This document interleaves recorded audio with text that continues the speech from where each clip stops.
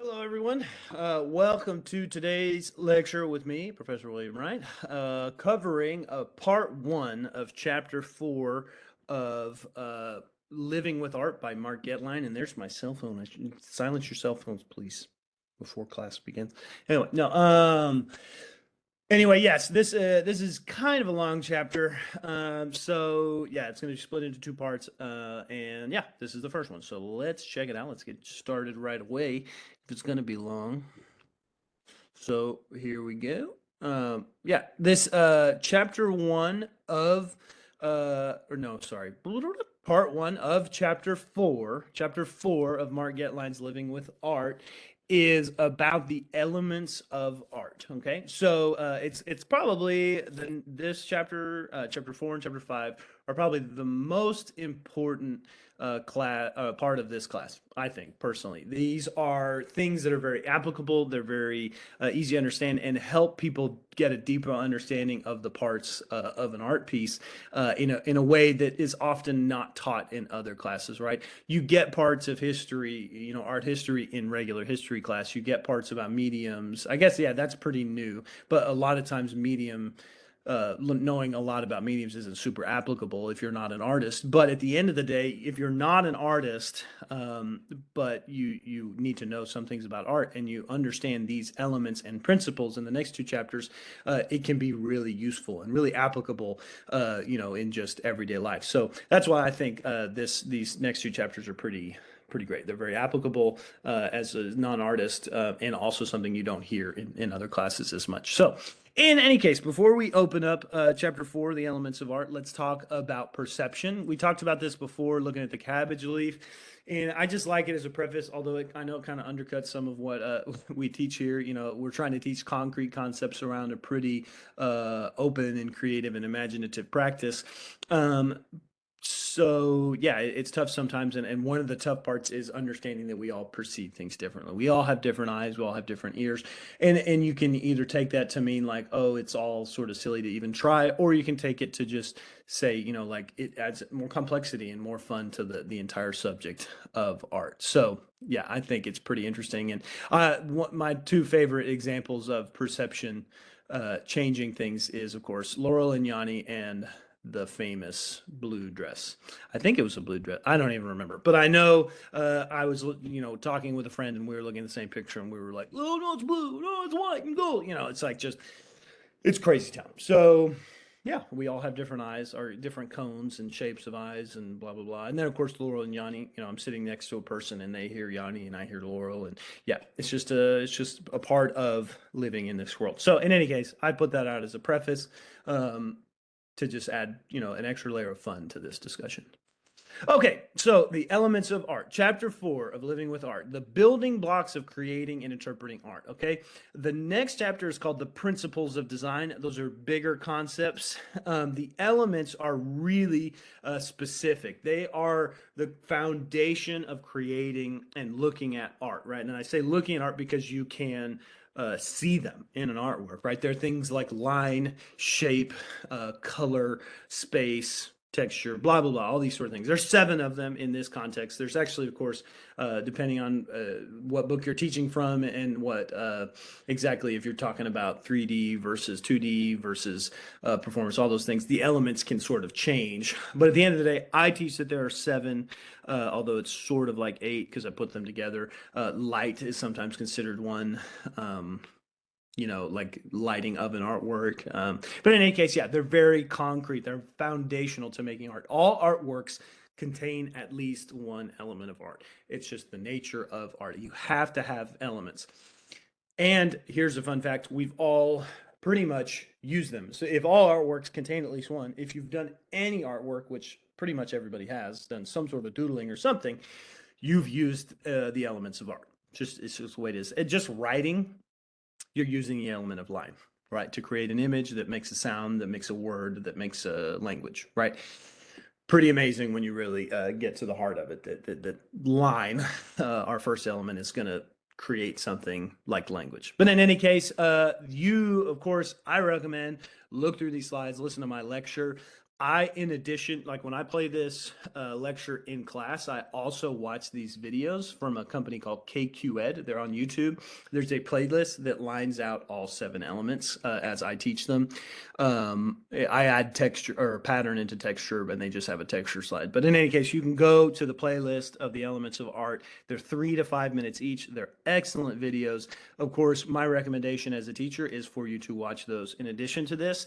But reality is you could probably just watch my slides and look at the slides online and you'd get it. Or if you want, you could probably just watch those KQ Ed videos if you want to change it up from me talking all the time. Watch those videos, then be sure and go look at these slides and you'll probably get everything you need out of it. I know some of you are going to probably take advantage of that, but that's okay. That's all right. But I recommend watching them if you can. If not, you can just watch my slides and me talking, and it's going to be fine. But the KQ Ed videos, they have really cool music, and it's really clear and concise, and they show lots of art. So yeah, it's a lot of fun. Okay, in any case, the elements of design or art, I prefer to call them the elements of art so that the principles, are about design, but they are the ingredients or building blocks that artists use separately or in combination to produce artistic imagery. The elements of design include these here: line, shape, form, value, color, um,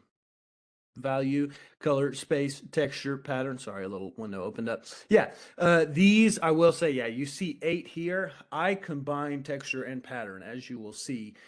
But yeah, for the most part, these 8 are the pretty much universally accepted elements of art, right?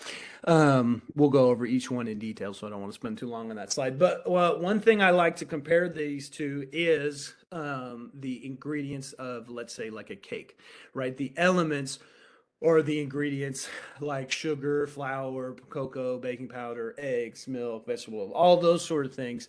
They are, these are the elements of art. The elements of art are like the ingredients in a cake, right? Principles of art are going to be something a little bigger. They're going to be like maybe a type of recipe. Sorry, I went kind of fiddled there. They're going to be a type of recipe or a genre of dessert, something like that. Yeah, just that's the way I like to think of it. But yeah, elements are specific ingredients. And let's just dig in. The first one of the 7 is line. A line, by definition, is a track made by a point moving in space. That can be where a drawing starts, or it can tie everything together in a work of art. It can vary in length, it can vary in color, and of course, in direction. Right. And you can use line to do a lot of things. You can basically build an entire artwork with just line. But the reality is you're also going to, in doing that, you're going to create value, which is going to create form and all these things. But you're going to basically just be using line. And it's pretty cool to think about, right? You'll see in a minute, value basically means shadow. And here, by creating a buildup of lines, the artist has created shadow. That's like one of our elements of art. And then that shadow is creating a sense of depth, that the eyes are going away from us. So there's a shadow, and the nose has depth. That's form, and that's another element. But it's all using the element of line. It's pretty cool. So there's thin lines, there's thick lines. There's even what we call implied lines. So you look at this artwork and you can see, where the edge of this ear is, where the edge of this person's head is, but there is no line there telling you that. That line is implied. It is there on assumption, right? Pretty cool. So line types include straight, curved, thin, thick, dashed, or implied. Again, directional is another type of implied line, like the line is telling us to go this way or that way, right? But yeah, straight lines obviously mean one thing in particular. Curved lines kind of communicate something else, right? Or thick, they create different contours around the thing that is being drawn. Yeah, so here we see, sorry, I'm going to move into another room. It's really toasty in this room. So in any case, I'm going to just keep talking while I move. Yeah, we see straight lines that create a shape. We see curved lines. They all, serve a different purpose. A dashed line, sort of truncated and unfinished. and obviously implies a shape as well. Yeah, in any case, yeah, I'm repeating myself here, but we see many patterns here on the image on the right. We see the line again is used to build up values, right? We can see the shadow, we can see the shape of the hand using buildup of lines to create light and dark. Yeah. So these are, yeah, some different uses of line. This piece here on the right is by Dora Meer, who was actually famously one of Picasso's partners, and supposedly you can see some clear connection to some of the style of Cubism. Sometimes they wonder how much she may have even inspired it. But in any case, yeah. These are different types of line. Then we, of course, when talking about implied line, I want to talk about, what that really means. And here's some different versions of that. So we have, of course, actual line, which is a visible continuous mark made in pencil or paint or something else, versus an implied line. It's composed of usually a series of dots, broken lines, or two shapes next to each other. That's an interesting one because you create a line without physically drawing a line. And I guess that's in all these cases. But yeah, the dots in B, they create this sort of S shape if you connect the dots. If you connect the ends of the lines in C, you get that same sort of S shape that kind of is just creating the sense of a line, as well as, of course, and this one is important. Number D, or slide D, image D here, is something I talk a lot about with my drawing classes, talking about how, to make sure you don't outline things, which automatically makes things flat. You create a shape that is the background, a shape that is the thing you're drawing, right? And you let the line be created by those two shapes touching, right? So you don't physically draw a line, you create two shapes that touch, right? And those are, in a way, implied lines. So there you go. That's implied versus actual. Outlines, and here's why I teach that a lot. Outlines usually define two-dimensional shapes. That's why if you draw from life, again, as a drawing teacher, when I'm telling my students to draw something that they want to look real 3D, they have to make sure they avoid outline because it sort of flattens things. I'm holding my hand up here at the camera, and I always just say, when I hold my hand up, there's not a big line around it, right? It's the shape behind it sort of is hitting my hand visually and then ending and is creating the line that is the edge of my hand, all that sort of stuff. But in any case, you can create a flattened shape by outlining it, right? And it sort of creates a specific like layered visual. Keith Haring, real famously here, only uses outline and doesn't worry about creating value and depth. We also have contour line, which it's like outline for grown-ups. It's outline that actually does show some depth. So there's outlines around the major shapes and then outlines around the minor shapes. And some of the lines, they change weight or they change style, and it gives a different sense of depth. So here we see this image of the bull rider. Some of the interior lines are just ever so slightly thinner than the exterior lines, and it gives this sense of building depth and creating, right, or just the shape of the line. Even here on this bull in the front shows the shape of the neck, right, just by changing the direction of the line. Here in the back, some of the, like, I guess, like shadow characters. It's also interesting because they're using line and multiple drawings to kind of create a sense of like a moving picture. And some of the less important ones, they're also lighter, thinner lines, which adds a sense of depth. And the whole thing is creating a line, an implied line, by kind of spinning in this circle, just like a bull rider would, or a bull would, while the rider is on it. And that is, in a way, a directional implied line as well. But that kind of gets us into direction as it relates to line. So think of outline as flattened things. Contour is like grown up outline, like a sketch. It shows some depth, but it's just line. It's not value. And then to just talk about some of the instinctive pull, the instinctive movement created by lines. I want to talk about those real quick. Number one, diagonal lines create the idea of movement. They imply movement or action. Number two, horizontal lines convey a sense of quiet, repose. right? Sedator calm. Basically, if you see a lot of really horizontal lines, it's sort of calming and almost hypnotic. Vertical lines are stronger. They're assertive. They're aggressive, but they are generally kind of like very stationary, right? And so, real quick, like comparisons, I would like to use for these. A vertical line is like soldiers standing at attention. They're very strong, they're very assertive, they're going to be hard to move, but they're not currently in action. They may be ready to move, but they're not currently in action. So vertical lines are strong, they're steady. Horizontal lines, if you think about those, and that's like when I like to think of these in comparison to your own body. When you're standing just perfectly straight upright, you're like, very strong and assertive. When you're horizontal, that means you're laying down, right? You're on the floor, you're on a bed. You are parallel with the horizon, and the horizon is very calm and steady. You are now steady, and so it creates a sense of quiet or sedate. And then a diagonal line, I like to think of in class. I always kind of start running, and when you start running, your body, if you go like follow your spine and legs, your body becomes a series of diagonal lines, right? So in essence, when we relate these things to the gravity or the use of our bodies, we feel these senses of action, calm, or assertiveness. So yeah, that is all a part of line. So we look here at these images.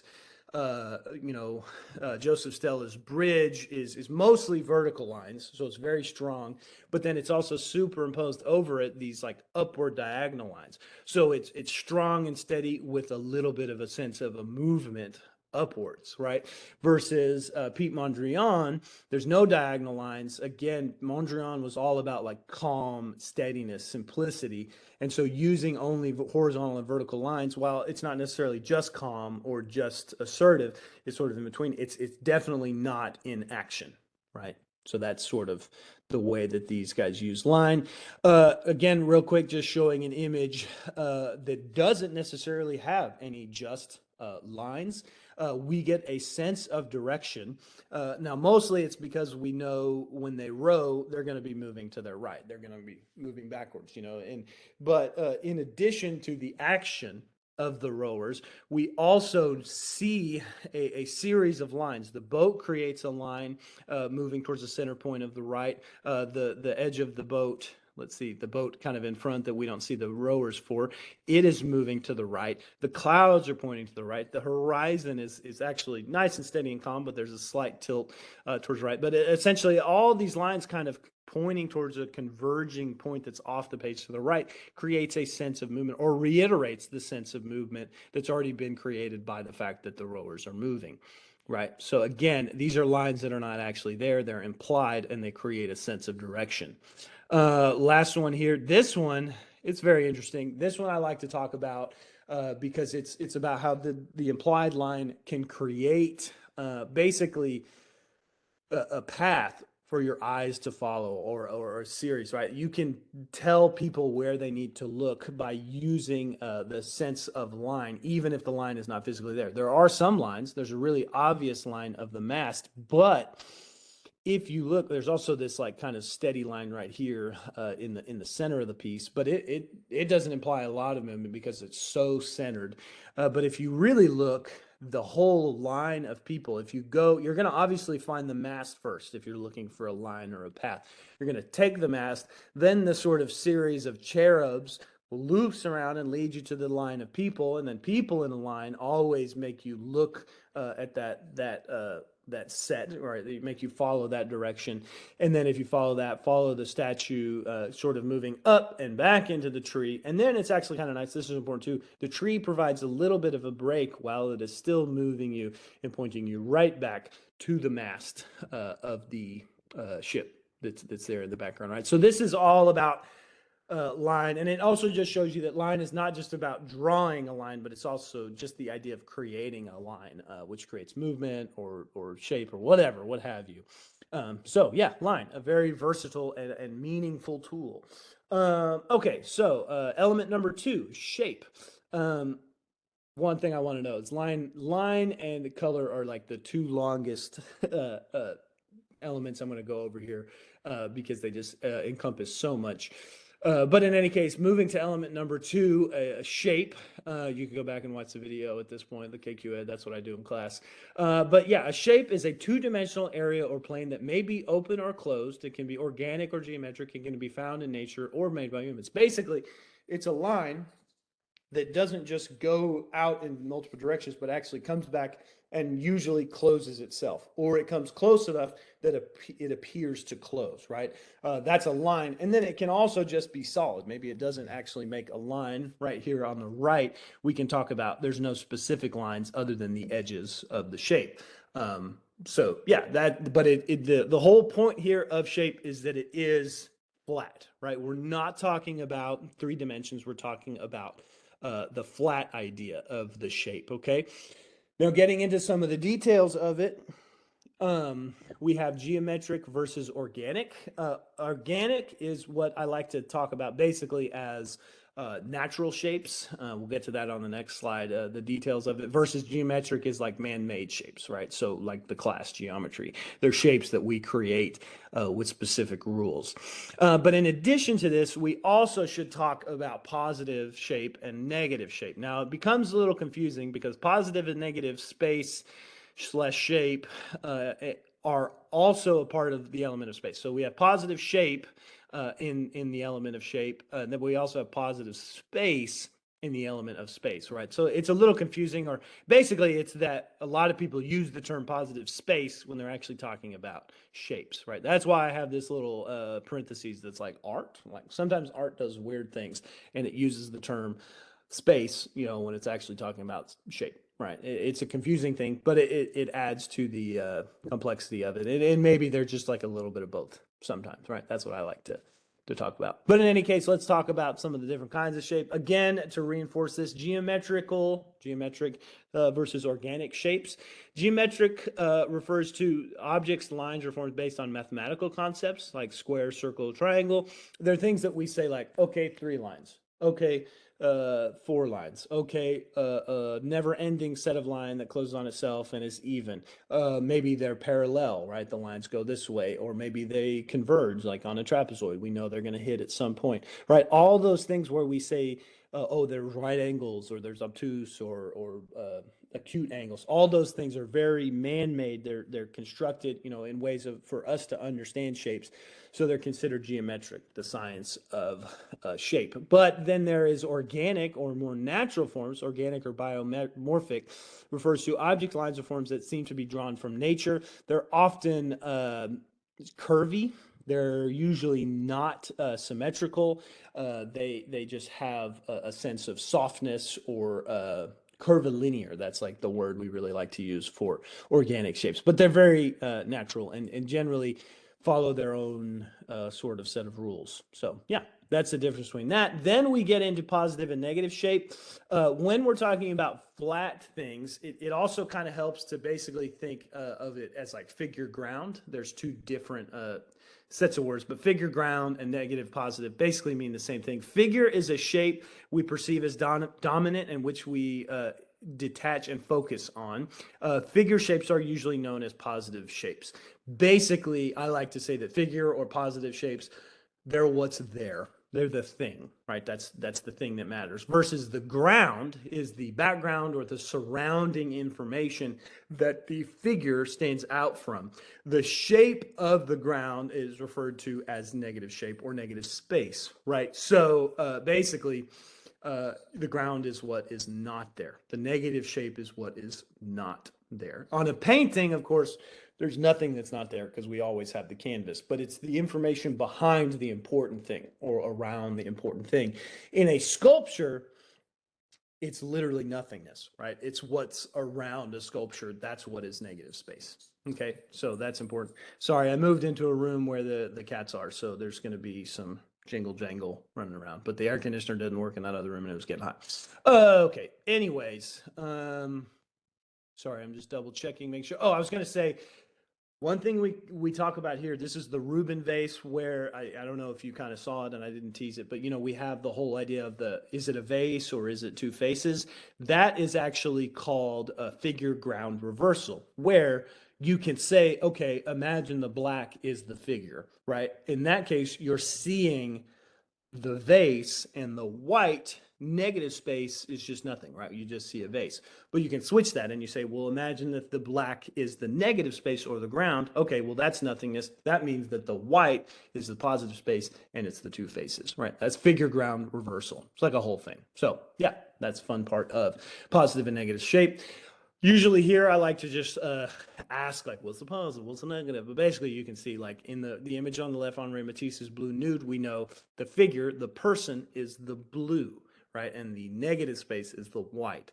And the same here on the right. Even though there's there's like a little bit of contour line here on the blue nude, but in the lemons, there's no sense of depth. It's just flat yellow and flat black. But we do know that the shape of yellow is the lemon, so it's the positive, and then the black shape is negative shape. It's just the empty space around the lemons on this image. So here we go. Here's several things that, again, talk about that figure ground reversal. You know, if you're talking about the black space, it is sometimes the figure, and then it is sometimes the ground. And same for the white space, right? Here, as you move to the bottom of this image, the white is always the figure, but at the top of it, the white is the ground. It's the background. And then it's reversal. At the top of this image on the right, the black is the figure. The bottom, the black is the ground, right? So yeah, fun fact. That's Escher just having a good time playing with us. Yeah, all these sort of play off that figure ground reversal idea. Also, I think it is good to know, just like pretty much all the elements, there is a part of this that is implied, right? So we look here, we all see the triangle, you know, over the three circles, but the reality is there is no triangle, right? There's zero triangle. There are just three circles, little Pac-Man circles with little triangles cut out of them, pointed towards each other, and it creates the idea of a larger triangle. But at the end of the day, there's not one there. So yeah, that's pretty fun, and also kind of plays off of that idea of implied. I actually think it's important to note in general that like all of the time that you're drawing or doing something in 3D, it's always implied. Everything, value, form, shape, line, everything is implied in a sense. I guess maybe not line, but yeah, especially when we get to space, we'll really talk a lot about that. But yeah, this is the idea of implied shape. It's not really a triangle, just the idea of a triangle. Talking about that here too, there are a series of lines here in this piece that create a sense of shape. Again, there is a shape, and actually triangle is a shape that is commonly used in artworks to sort of create a sense of shape and a sense of, again, something for your eyes to do, a path for your eyes to follow. So here I usually ask, what implied shapes do we see?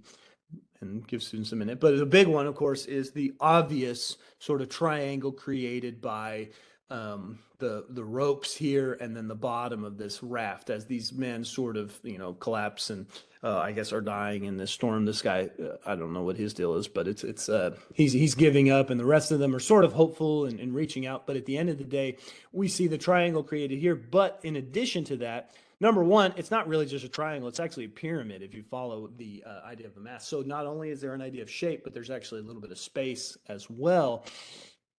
And then there's actually a second triangular pyramid created by the movement of all these men sort of reaching up to this point. This is the hopeful side, and this is the giving up side, right?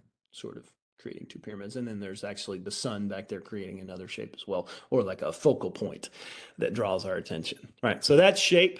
Okay, so moving from there, element number 3, form and mass. Form and mass is actually just basically taking shape and then adding the third dimension of depth. Okay, so shape had height and width. Form has height, width, and depth. Okay, it refers to a three-dimensional object or area that occupies a volume of space and often implies bulk, density, or weight. Basically, mass also, in addition to this, mass refers to a solid form, while volume is a void or an empty enclosed space. So looking at these images here, these examples, first off, let me point out, these are three-dimensional examples of form and mass. So they have a real third dimension, right? We can walk around, we can move around this vase and this sculpture. But in addition to that, I think it's important to know, like, this vase, this open kind of basin thing here, is a volume. It is an empty enclosed space, versus David is this idea of a solid form. It's a mass, or a solid figure, a solid person. Okay.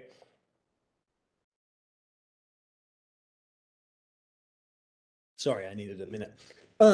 Yeah, so the mass is a solid form. The volume is an empty enclosed space. We see both here, they have height, width, and depth. And it can be a real object, but it can be a two-dimensional object, which I'll cover in a second. Um, so in this piece here, I will tell you, this is a real sculpture. We can tell because of the light around it that it has a fullness, it has a shape, and we could move around it. We know too, I mean, because there's pictures that show you that you can move around it and it's changing, meaning it is what we actually call in the round. So you can move around it and see it. It's another thing that's handy to know from this class. But in addition to being in the round, we can also see that it is, since it's a real object, that it is a form, right? It has height, width, and depth. But it also, just fun thing I like to point out, is that it also has a negative space, not just around it, but within it. And this is where you get into the whole idea of positive and negative space. There's also positive and negative shape. So the positive shape is, of course, the real thing here, but there is a negative shape created by the absence inside of, like, these wings or under the beak, right? These are spaces that are nothingness. They're spaces that are empty. So they're really like real life negative shapes inside of a three-dimensional form. So yeah, you can tell from the light. Light reveals form to us, which is a good thing to note too. When we talk about value, we use value to create a sense of form or shape. Okay. So yeah, form also, oh yeah, like all things, all the elements that I've talked about so far, form can refer to implied depth. A two-dimensional art piece that is meant to look like it has depth, it really, this will feed into our next thing, it uses light to create this idea that it has three dimensions. Basically, I just want to point out that form can be communicated on a drawing, and you need to understand that that is implied, right? Because no drawing ever has had actual depth, right? We don't actually see a third dimension in a drawing. It's a flat surface, unless, I guess, you can put like paint on real thick and it does all that stuff, which is called impasto, which we'll talk about later. But at the end of the day, drawings are flat, so form in a drawing or on a two-dimensional space is always implied, just like that triangle, just like the lines could be implied. So form is implied. That leads me to talking about the element of value, which is basically just the element of light. Okay, so to start this off and talk about value, black and white photography, the photograph has transposed all the colors of an original scene and changed them into different shades of light or dark value, right? And this shows us that even if we get rid of color, right, that light, just whether something is dark or bright, can show us pretty much all the details of a thing, of a scene, or an object, right?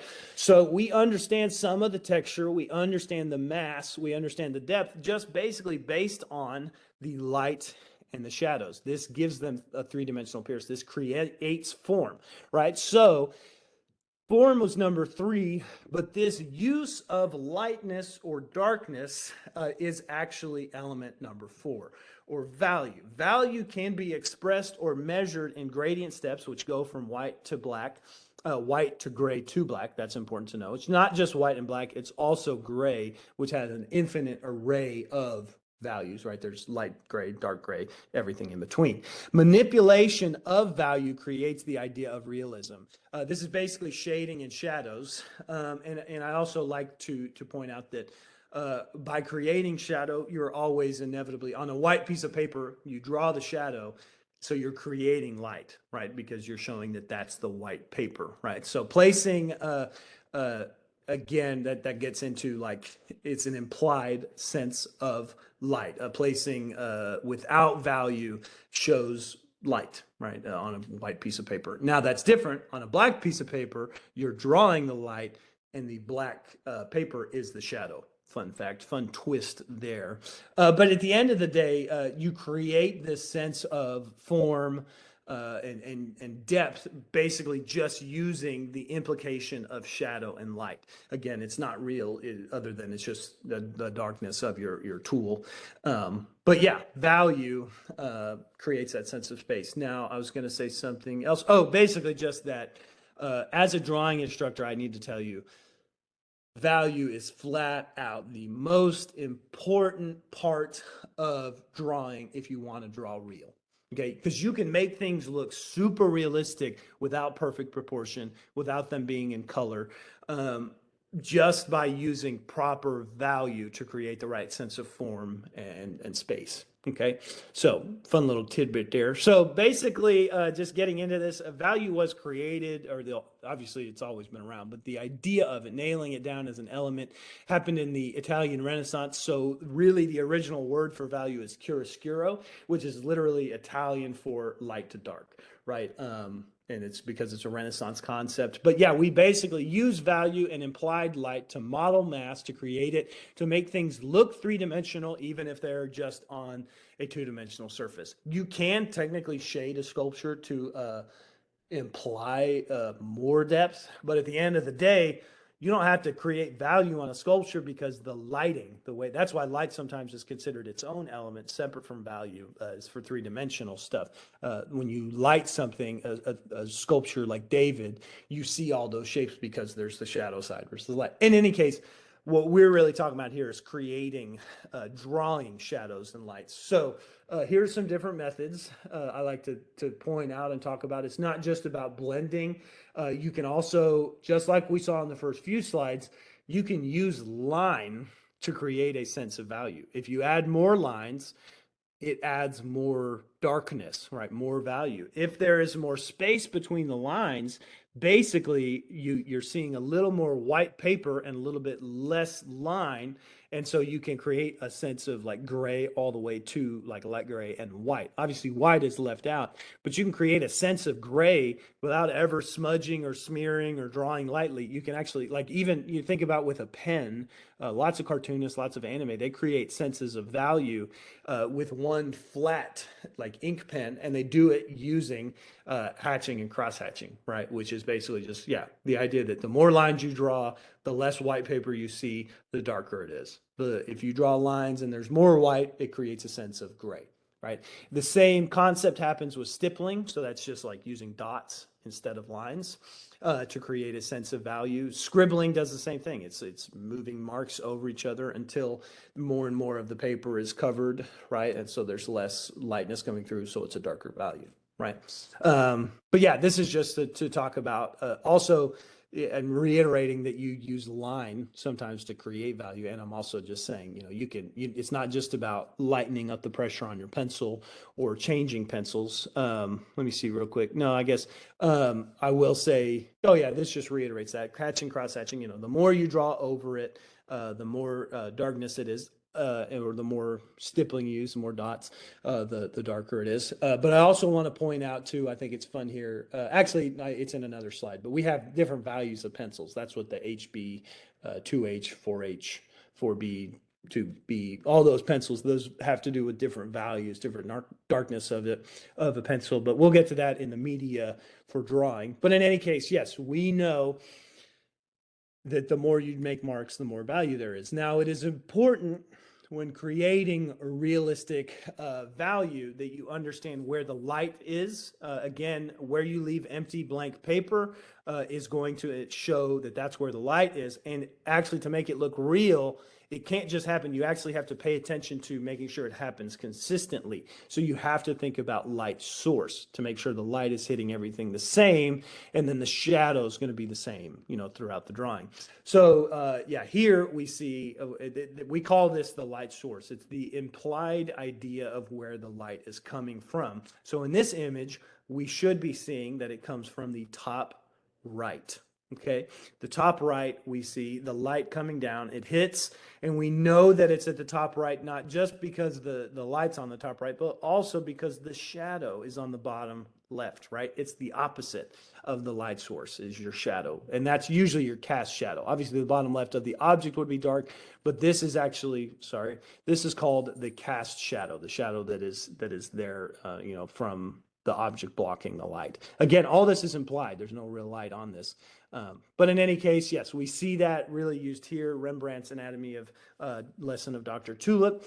We see, we know that there is a light source that must be coming sort of like it's towards us, but it's downward. We know that it's downward because this guy's face is sort of, or his shoulder is creating a shadow, a cast shadow across this guy's face. The anatomy lesson, we're saying that the anatomy is the spotlight, or that the light is the spotlight, right? It is directed directly at them. It's not just ambient light because it's so dark back here. It's not like a big fluorescent light that's filling the whole space with light. It's obviously just pointed directly here because the light is the brightest here. And these characters in the background are almost like dimming away. Now, it's important to note they're not solid black. Like here, where the light is being totally blocked, it's solid black. These guys are not solid black, so they're what we call like midtones, right? Or transitional values, the values that are not all the way light, they're not all the way dark, they're somewhere in between. Yeah, in any case, that is value for now. And this is a fun little thing if you want to do it. I usually do it in class. I tell everybody to just stare unblinkingly at the four dots in the middle of this strange, wild shape. Do it for like 30 seconds or so, and then you can pause it to do this, and then start blinking or look at like a white wall. Look at a plain wall or a white shape, and then just blink, and you'll see this like crazy thing. It's the face of Jesus. It's pretty weird, but it shows you how value has your eyes collect light and value, and right, the after image persists after visual stimulus for that image has been removed. Right, it's basically your muscles like kind of relaxing. But yeah, that covers value. And I think, yes, so we're now to color, which means I'm going to end this part 1 of the elements of art. Yeah, I know I'm in a different place than I started because I had to cool off in here. But in any case, yeah, that ends part 1 of the elements of art. I will create part 2 and post it at a later time. But for now, we're going to take a little break from that. I'm going to stretch. But I hope you guys enjoyed this first half. We got through the first 4 elements of art. We'll do the other 3 in another video. Thank you very much.